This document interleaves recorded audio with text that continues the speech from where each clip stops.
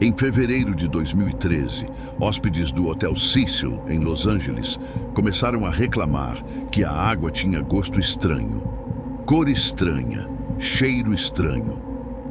Quando o técnico foi verificar o reservatório no telhado, ele encontrou o corpo de uma jovem de 21 anos, Elisa Lam, boiando dentro do tanque. Ela estava lá há 19 dias. Mas o que perturbou o mundo inteiro não foi a morte. Foi um vídeo de 4 minutos gravado pela câmera do elevador do hotel, que vazou na internet e que até hoje ninguém conseguiu explicar de forma satisfatória. Eu digo ninguém, com cuidado, porque existe uma versão oficial, existe um laudo, existe uma causa da morte registrada. O problema é o que esse laudo pede que você ignore.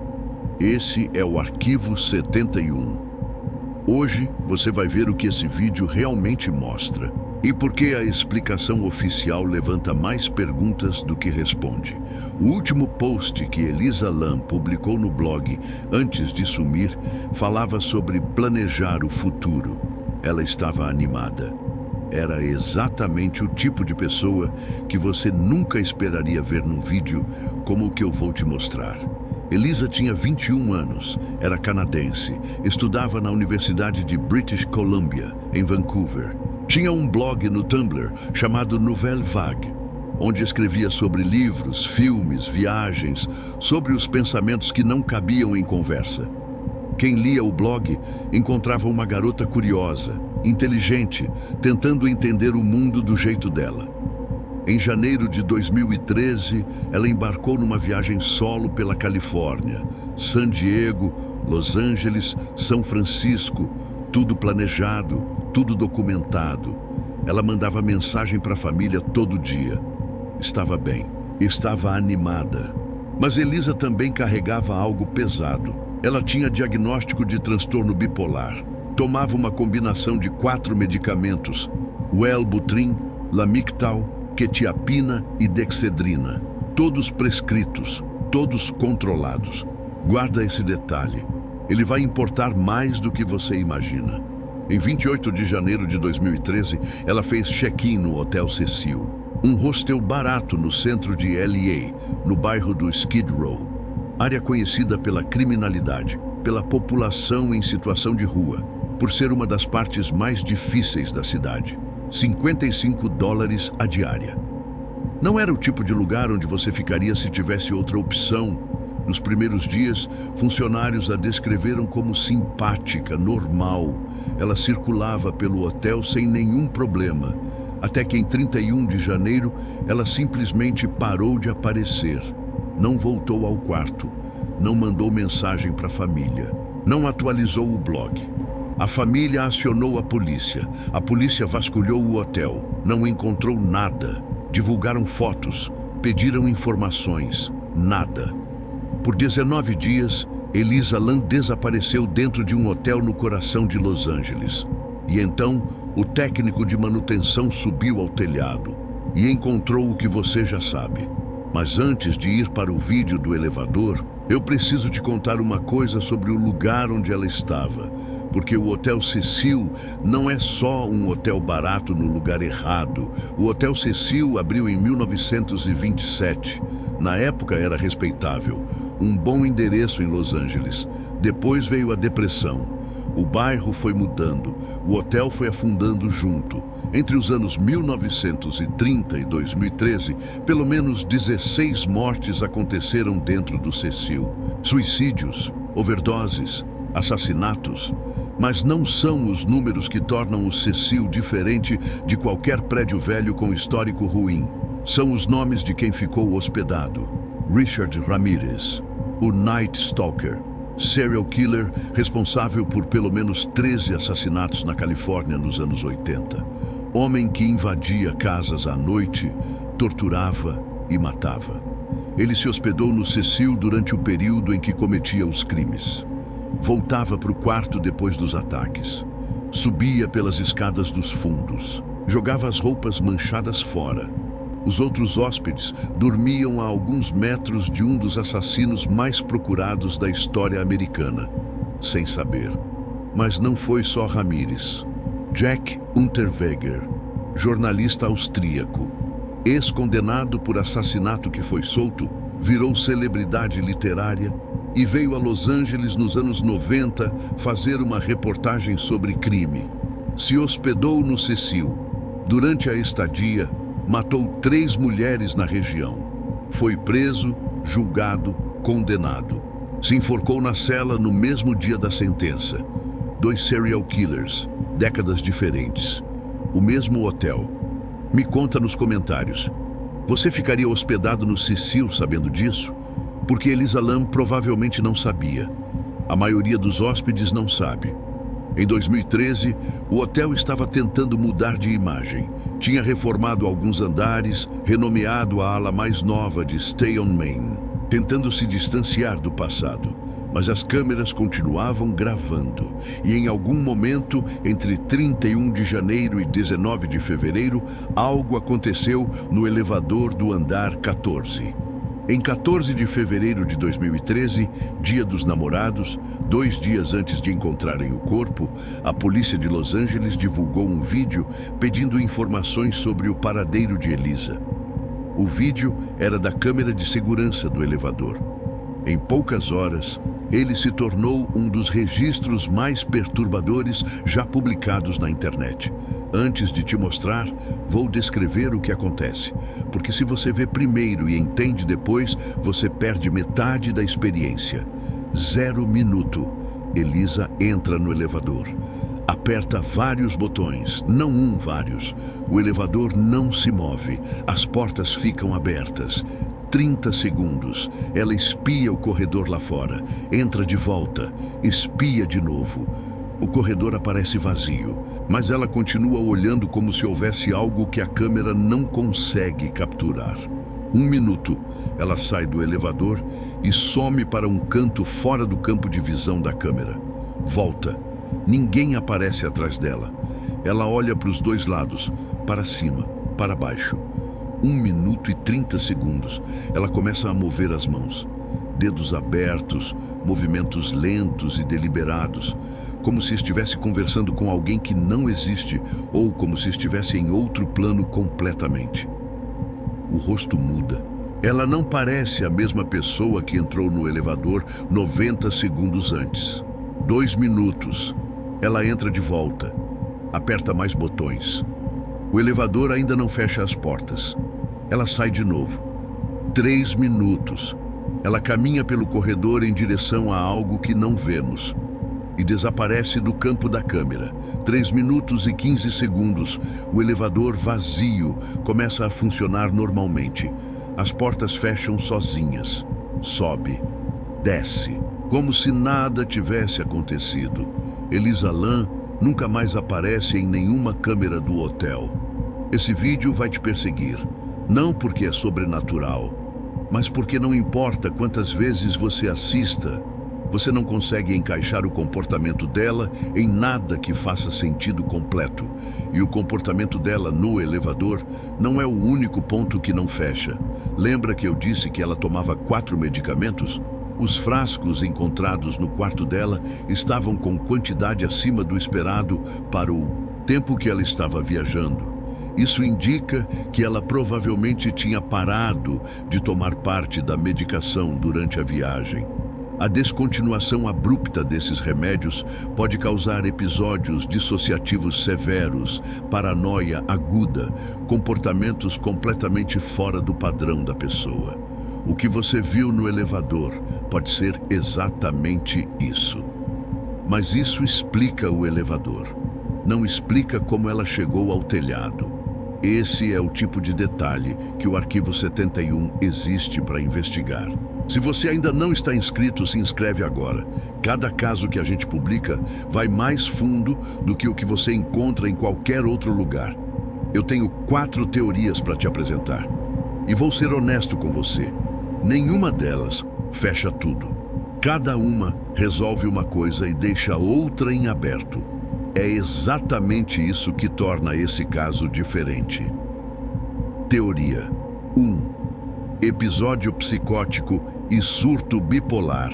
Versão oficial. Afogamento acidental com transtorno bipolar como fator contribuinte. O raciocínio é o seguinte: Elisa, sem a medicação correta, entra em crise, fica desorientada, paranoica. O comportamento no elevador é sintoma disso, não perseguição real, mas psicose. Ela sobe ao telhado de alguma forma, encontra o tanque aberto, entra, não consegue sair. Os movimentos das mãos, típicos de surto dissociativo. A sensação de ser seguida, paranoia clínica documentada. Isso é coerente com o que a medicina conhece sobre crise bipolar severa. Mas aqui está o problema que essa teoria não resolve.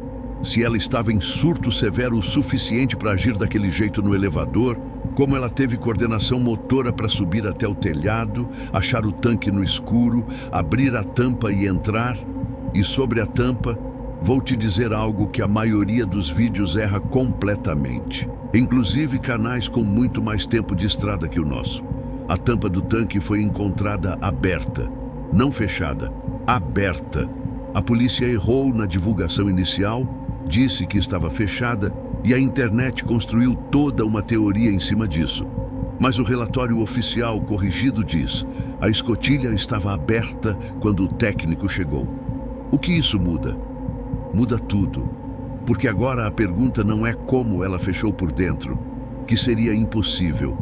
A pergunta é: se ela estava em surto severo, e quem ou o que a ajudou a chegar lá? Teoria 2. Acidente com acesso facilitado. Muita gente assume que o telhado do Cecil era uma área de segurança máxima. Portas com alarme, acesso restrito, câmeras. Não era.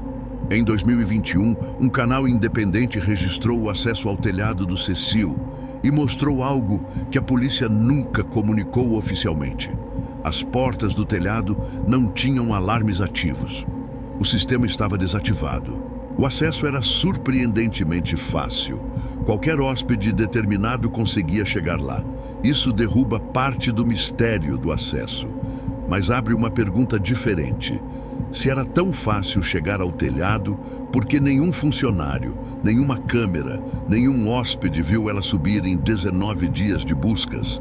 E os tanques em si eram 4, grandes. A tampa de cada um pesava em torno de 10 quilos, mas não era trancada. Uma pessoa determinada conseguia abrir. A teoria do acidente diz: ela subiu sozinha, abriu a tampa, entrou, talvez numa tentativa de se refrescar, talvez desorientada pelo surto, e não conseguiu sair. É possível, mas não fecha tudo. Teoria 3. Terceiro envolvido.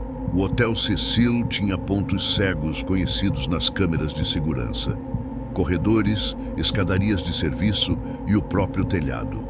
Alguém que conhecesse o prédio bem, um funcionário, um hóspede frequente, conseguiria se mover pelo hotel sem aparecer em nenhuma gravação. No vídeo do elevador, Elisa fica espiando o corredor repetidamente. Mas o corredor que ela observa está fora do campo de visão da câmera. Ela pode estar com medo de alguém que nós, que assistimos o vídeo, simplesmente não conseguimos ver. A polícia entrevistou funcionários e hóspedes. Ninguém foi indiciado, nenhum suspeito formal. A investigação foi encerrada, o que não significa que não havia ninguém. Significa que ninguém foi encontrado. Existe uma diferença grande entre essas duas coisas. Teoria 4. O vídeo foi alterado antes de ser divulgado. Existe um detalhe técnico sobre o vídeo do elevador que vale mencionar. Não como prova de nada, mas como registro honesto do que se sabe. O carimbo de tempo da gravação indica que o vídeo original tinha 53 segundos a mais do que a versão divulgada ao público. A polícia disse que o corte e a alteração de velocidade foram feitos para melhorar a qualidade da imagem. Isso é tecnicamente possível e provavelmente é a explicação correta. Mas existe uma versão que diz que esses 53 segundos escondem algo, uma terceira pessoa ou um comportamento de Elisa que contradiz a versão do acidente. Não há evidência concreta disso. É especulação. O que não é especulação, o vídeo completo nunca foi divulgado. E em qualquer investigação, material retido gera dúvida, independente da razão. Eu não vou inflar isso além do que é. É um detalhe. Não é o centro do caso. O centro do caso é o que você viu no elevador, o que a medicação sugere, como ela chegou ao telhado e o que foi encontrado dentro daquele tanque. Qual dessas 4 teorias faz mais sentido para você? Deixa nos comentários. Eu leio tudo. E se você trouxer um ângulo que eu não cobri, pode virar o próximo arquivo. Esse canal é construído junto com quem assiste. Eu quero recapitular o que a gente sabe de fato, sem especulação, sem sobrenatural. Elisa tinha um diagnóstico de transtorno bipolar e tomava 4 medicamentos. Os frascos no quarto dela indicam que ela provavelmente parou o tratamento durante a viagem. A descontinuação desses remédios pode causar exatamente o tipo de crise que se vê naquele elevador. Isso é o que a medicina diz. Não é opinião. É fato clínico documentado. O telhado do Hotel Cecil não era uma área de segurança máxima. As portas não tinham alarmes ativos. O acesso era possível para qualquer hóspede determinado. A tampa do tanque foi encontrada aberta. Não fechada, aberta. Uma pessoa em estado alterado, mas com mobilidade, conseguia abrir sozinha. O comportamento dela no elevador, os botões, o corredor, os movimentos das mãos, é consistente com dissociação severa por interrupção de medicação psiquiátrica. Esses 4 elementos juntos, a medicação interrompida, o acesso fácil ao telhado, a tampa aberta, o comportamento no elevador, formam uma linha. Uma linha trágica, mas uma linha. A investigação foi encerrada como acidente.